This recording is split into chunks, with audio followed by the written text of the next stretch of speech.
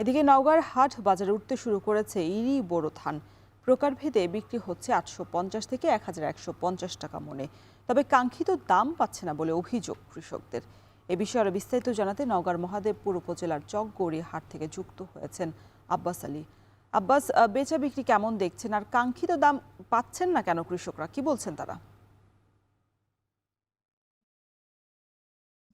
রওশন, আপনাকে জানিয়ে রাখি যে উত্তরের বৃহৎ জেলা নওগাঁ ইরিবুরো এখন ধান কাটামাড়ায় চলছে। গত 2 সপ্তাহ থেকে বলা যায় যে ধান কাটামাড়ায় চলছে এবং সেই সব ধান এখন হাট বাজারে বিক্রি করার জন্য নিয়ে আসা হয়েছে। আপনাকে যদি জানিয়ে রাখি যে এখানে সবচেয়ে ভালো মানের যে ধান বিক্রি হচ্ছে লম্বা জিরা শুকনো 1100 থেকে 1150 টাকা মন দরে, খাটো জিরা বিক্রি হচ্ছে 900 থেকে 1000 টাকা মন দরে এবং সুফলতা জাতের ধান বিক্রি হচ্ছে 800 থেকে 850 টাকা মন দরে, অর্থাৎ সামান্য যেসব ভেজা ধান রয়েছে সেগুলো 1000 টাকার নিচে বিক্রি হচ্ছে। এর কারণটা হচ্ছে যে কিছুদিন আগে এবং এখনো টিপটাপ প্রতিদিন প্রায় বৃষ্টি হচ্ছে এবং এই ঝড়ো হওয়ার কারণে ধান মাটিতে শুয়ে পড়েছে। সেই সব ধান রক্ষা করার জন্য কৃষকরা ধান কেটে গুদামজাত না করে সেগুলো তাদের অর্থের প্রয়োজন হওয়ার কারণে সেই ধানগুলো এখন বাজারজাতটা করছেন, যার কারণে বলা যায় যে এই সামান্য ভেজা ধান এখন দাম তুলনামূলক কম পাচ্ছেন বলে তারা জানিয়েছেন এবং তারা ক্ষোভ প্রকাশ করেছেন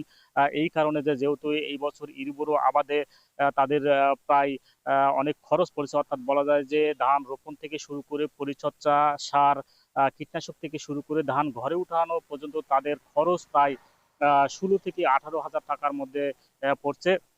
সেখানে তাদের ধান উৎপাদন হচ্ছে 20 থেকে 23 মন হারে, তবে ধান পড়ে যাওয়ার কারণে কিছুটা ফলন ব্যাহত হচ্ছে বলে তারা জানিয়েছেন। যেহেতু ধানের দাম বর্তমানে কম রয়েছে, যার কারণে তারা সুবিধা করতে পারছেন না। কৃষকরা বলছেন যদি ধানের দাম 1400 টাকা মনের উপর হয় তাহলে তাদের জন্য কিছুটা সুবিধা হয়, অর্থাৎ খরচ বাদ দিয়ে তারা কিছুটা লাভবান হতে পারেন বলে জানিয়েছেন। আর এই হাটে যে পরিমাণ ধানের সরবরাহ হয়েছে, প্রায় 10 লক্ষ টাকা ধান সরবরাহ হয়েছে এবং এখন পর্যন্ত বলা যায় যে কৃষি সম্প্রসারণ অধিদপ্তর বলছে 20% ধান কাটামাড়াই হয়েছে। তো এই ছিল আমার কাছে ধানের দরদাম নিয়ে সবশেষ। নওগাঁ থেকে যুক্ত ছিলেন আব্বাস আলী। হবিগঞ্জের হাওরগুলোতে বেড়েই চলেছে পানি, এতে প্লাবিত হচ্ছে বিস্তীর্ণ এলাকার ফসলি জমি। শ্রমিক সংকটে উজানের ধানও কাটতে পারছেন না কৃষকরা। অন্যদিকে বৃষ্টি না থামায় নষ্ট হচ্ছে ধান। এ বিষয়ে আরো বিস্তারিত জানাতে হবিগঞ্জের বানিয়াচং হাওর থেকে যুক্ত হয়েছেন কাজল সরকার। কাজল, আবহাওয়ার কি পরিস্থিতি আজ?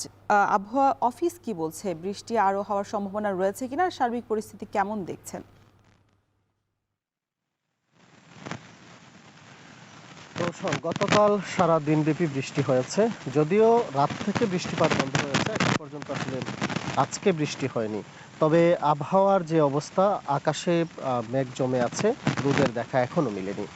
অন্যদিকে কৃষকরা এই যে সময়টুকু পেয়েছেন বৃষ্টিবিহীন, সেই সময়টাতে আসলে যে ধানগুলো এখনো ডুবে যায়নি সেগুলো তোলার জন্য তারা আপ্রাণ চেষ্টা চালিয়ে যাচ্ছেন।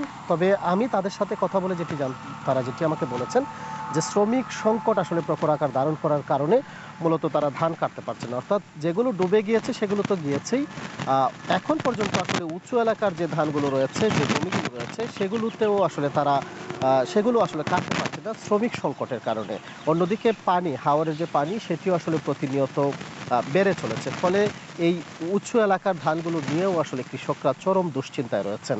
এবং যেহেতু এই যে বৃষ্টি হচ্ছে, বৃষ্টি আসলে হচ্ছে, গতকালকেও বৃষ্টি হয়েছে দিনব্যাপী এবং আজকেও আসলে আবহাওয়া এখনও মেঘাচ্ছন্ন, কখন বৃষ্টি আসে সেই দুশ্চিন্তায় আসলে কৃষকরা রয়েছেন। তবে তারা যতটা পারেন তাদের পরিবারের যে লোকজন, সদস্যরা যারা রয়েছেন, তারা নিজেরাই আসলে ধান কাটার চেষ্টা করছেন। অন্যদিকে জেলা প্রশাসন থেকে আমাদেরকে জানানো হয়েছিল যে শ্রমিক সংকট নিরসনের ক্ষেত্রে আবহাওয়া কিছুটা স্বাভাবিক হলেই আসলে চা শ্রমিক যারা রয়েছেন কিংবা ইটভাটাতে যারা শ্রমিক রয়েছেন কিংবা অন্যান্য জেলা থেকে আসলে শ্রমিকদেরকে এনে উঁচু এলাকার ধানগুলো কাটার ব্যবস্থা করা হবে। তবে এখন পর্যন্ত আসলে জেলা প্রশাসনের সেই প্রতিশ্রুতি শুধু আমরা দেখছি, এখন পর্যন্ত আসলে তাদের যে তৎপরতা সেটি আমরা লক্ষ্য করছি না। অন্যদিকে কৃষি সম্প্রসারণ অধিদপ্তর যেটি বলছে, এখন পর্যন্ত প্রায় 12,000 হেক্টরের মতো ধান হবিগঞ্জে ক্ষতিগ্রস্ত হয়েছে। রৌশন, এই ছিল আমার কাছে সবশেষ তথ্য।